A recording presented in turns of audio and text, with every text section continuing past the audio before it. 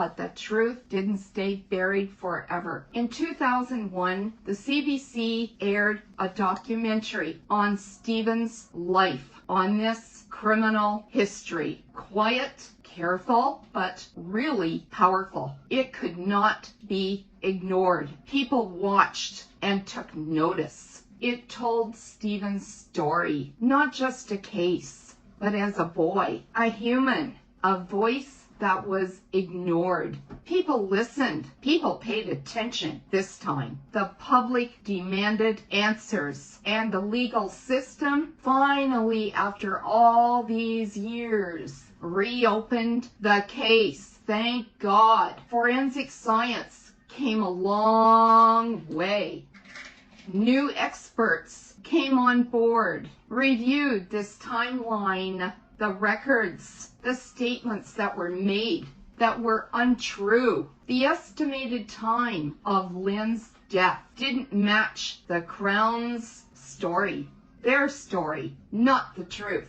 In fact, it proved that Stephen was already at home. He was nowhere around at that time to do that killing. And worse, the Crown reserved the evidence, the real evidence. They kept it hidden. They didn't want it out. This was important evidence that was kept tightly shut, locked up for no eyes to read. Evidence that would have saved a young boy from going to prison. Shameful, absolutely shameful. The lawyers were told, this is how it's going to end. We need this case wrapped up. They shook their heads, but we haven't done enough investigation. Oh yes, you have. Wrap it up and do it now. In 2007, 48 years have passed. A long time. The Ontario court overturned it. The appeal, his conviction. They finally overturned it. Oh God, Stephen, it came so late for you, but it finally came. Stephen Truscott was finally laid to rest. He was finally found innocent in this killing, but it came through hardship, through suffering that shouldn't have happened. He didn't shout. He had a few tears, but he remained calm. He remained quiet, sincere. Yes, he did. He broke down. Who wouldn't? Not from anger,